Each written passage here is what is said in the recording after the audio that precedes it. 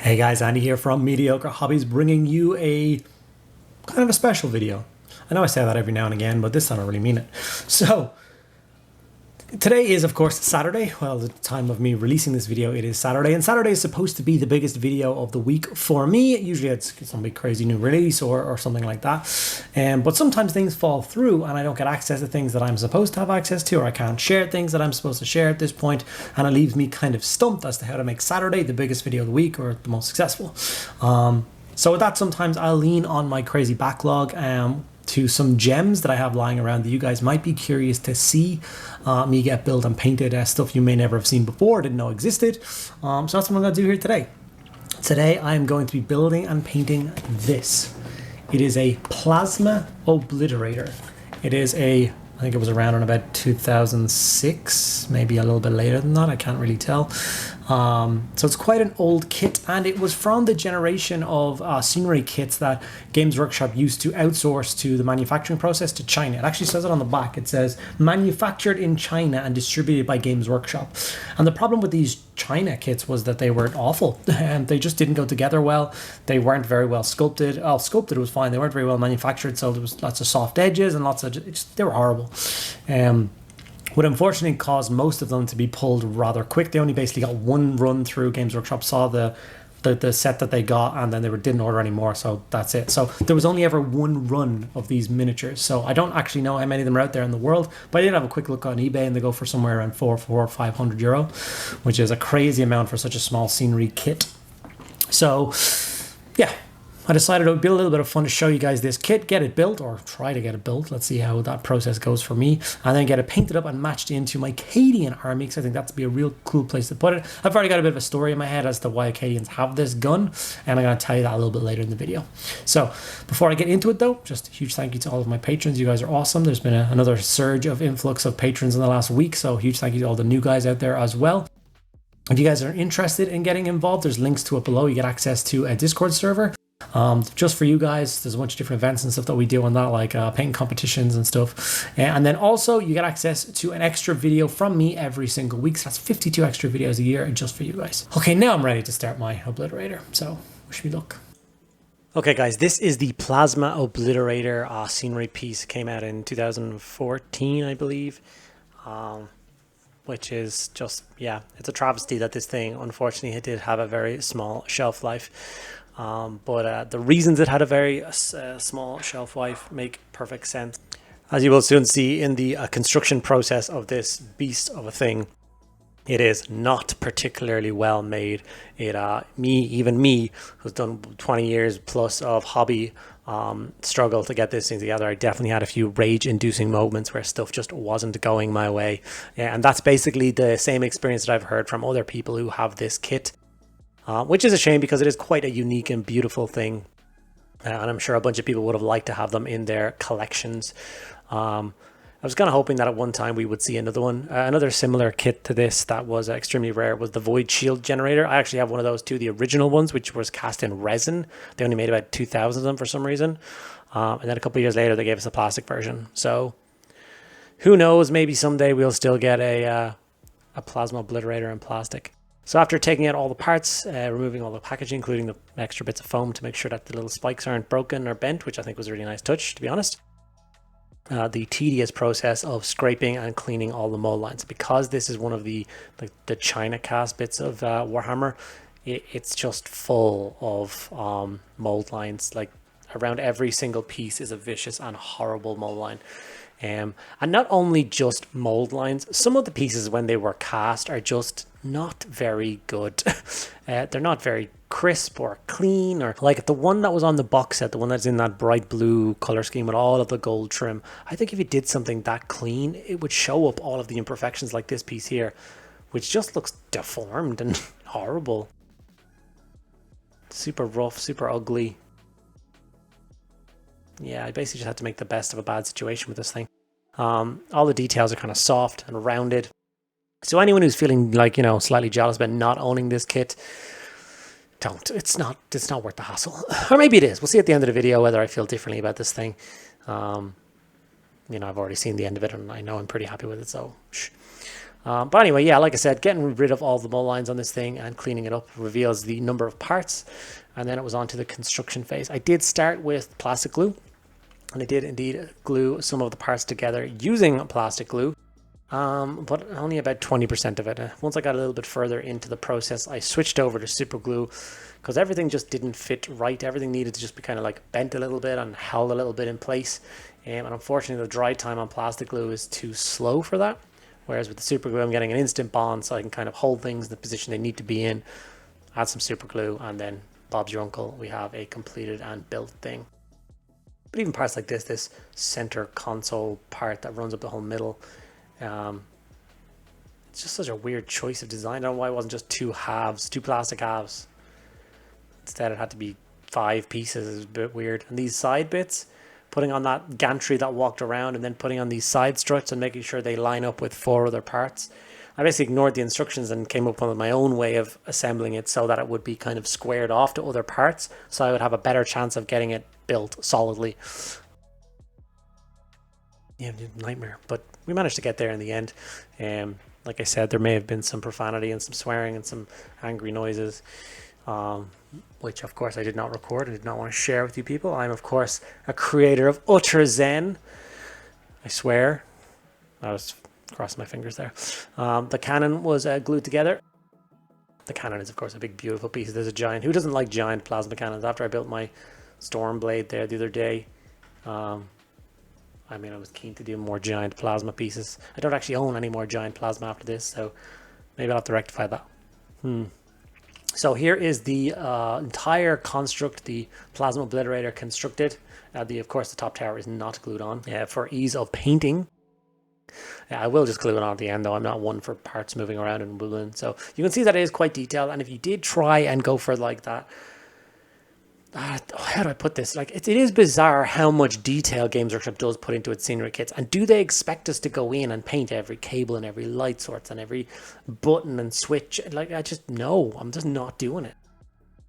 So for this particular kit, like I said, I want to feature it in my Cadian Army. I've actually come up with a cool story.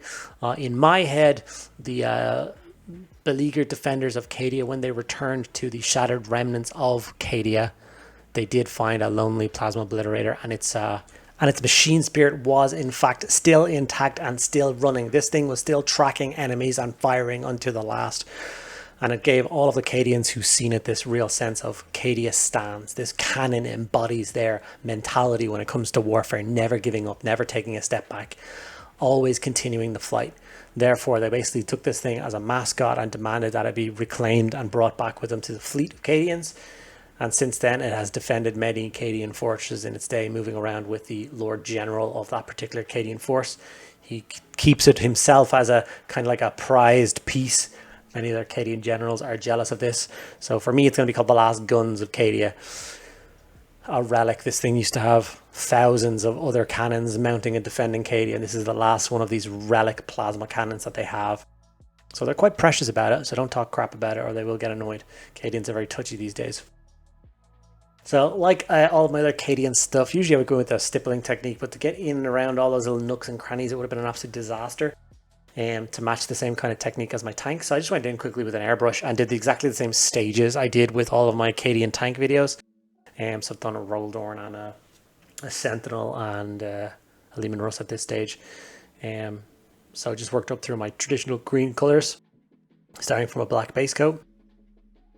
And like I said, the one on the box is nice, but to me, it's far too gaudy, far too much blue and gold. It's like such a royal thing. It looks like, I don't know what it looks like, but it just doesn't suit the idea of like an orbital defense gun for me. So I'm going to go, like I said, for more Cadian traditional colors. There's going to be a lot of greens, a lot of silvers. There will be some gold. And then, of course, the plasma cannon itself will be, a red casing. And then we'll go for the same kind of orange glow plasma that I did for the Storm Shadow Lord. Goddamn Baneblade names. I can't remember all of them. The big Baneblade tank I did the other day for my Krieg. That orange plasma was a big hit. People liked it. So I'm going to continue on and do that. So even the Avenging Angel motifs that kind of wrap around this thing, once again playing to that whole idea of the last defenders of Cadia, this Avenging Angel that the Cadians have watching their back when they march to war in the form of this cannon. I think it really suits their style and the current place they are in the lore and the story.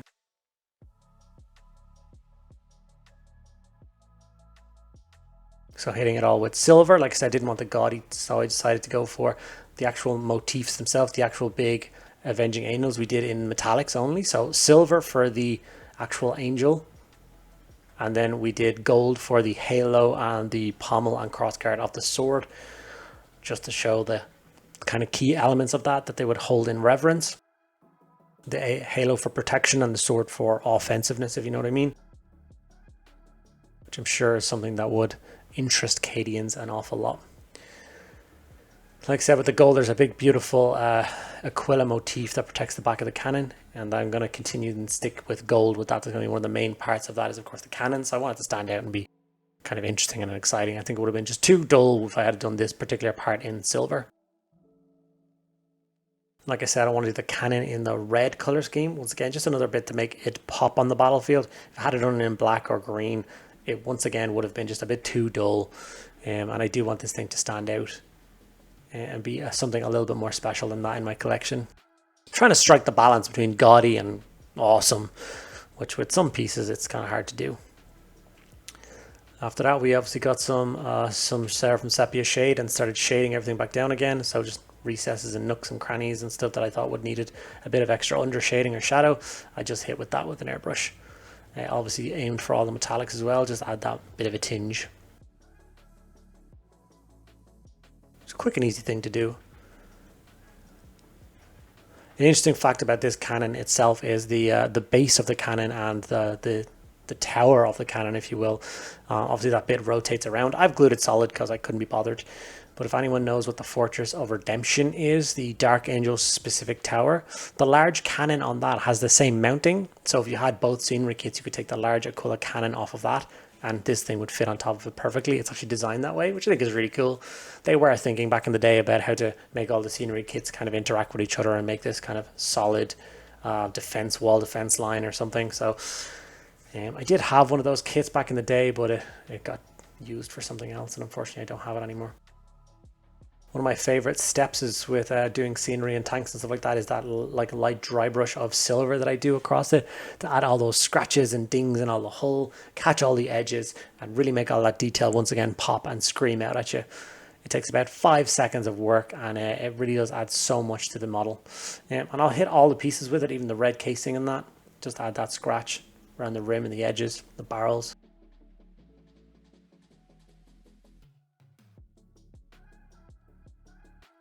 And of course, I spent a lot of time dry brushing gold with the silver as well.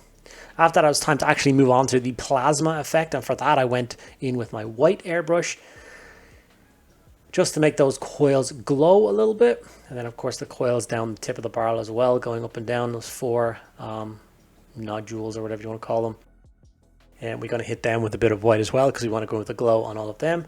It's okay if it overspills a bit. That just adds to the idea of it being glowing. Quite a big fan of it. So then I went in with my Green Stuff World Intensity Ink Orange and do 2 or 3 coats of that depending on how I was feeling to give it a punchy orange glow effect. Orange plasma is my new thing. I love how it looks. And I think the reason I'd never worked for me before is I wasn't starting from that red stage. I learned it from watching one of Squidmar's videos where Emil was painting a Chaos Titan. I was actually Lucas painting the Chaos Titan, apologies, and he showed very briefly how to do the plasma effect, which is what I copied for this and for the tank I did the other day. Then time for my favorite thing that I add to tanks, and now scenery apparently, is to add weathering pigments. I did this for all of my kill team boarding action scenery and stuff, and everybody liked it. So I'm going to continue on with this. I'm not a big fan of pristine, clean looking things, especially Imperial Guard things. These are worn machines that get dragged from Warzone to Warzone, so they're not going to be squeaky clean. After I applied all of the pigment, I added a coat of varnish, Minotaur varnish to it all, just to hold all the pigment in place, and then I glued the cannon on top, and this was my finished Plasma Obliterator tank. I think it will definitely suit my Cadian force. I think it looks awesome. I'm so pleased to finally have this thing completed. It's been on my backlog since 2014. A few high-res images of it finished. I'd love to know what you guys think of me swapping out the color scheme for more of a Cadian as opposed to whatever the hell the other color scheme was. What you think of this scenery kit, and is it something that you would actually like to have in your collection as well? I'm very curious to find out. Well, I think I managed to pull it off. I now have a Plasma Obliterator painted up and ready to serve my Cadians quite well. Quite happy with how it turned out. It was not fun to put together. It was a disaster, but I did manage to pull it off. As goes the painting, obviously the box art one is extremely gaudy. It's gold trim everywhere and blue, and it wasn't for me. I wanted the more militaristic style of building, and I think I managed to pull that off. I'd love to know what you guys think of this building. Please let me know in the comments below what you thought about it, if you thought I painted it in the correct color scheme, or would you have done something different with it. Let me know if it's a kit that you wish you could get your hands on, and then Games Workshop should make more kits like this in the future. And yeah, let me know if you liked the video by giving it a like. If you're not already subscribed to my channel, please take 2 seconds out of your day and hit that subscribe button. It really does make a huge difference. And yeah, I guess that's all I have to say. Thank you guys so much for sticking around to the end. I'll see you in the next video.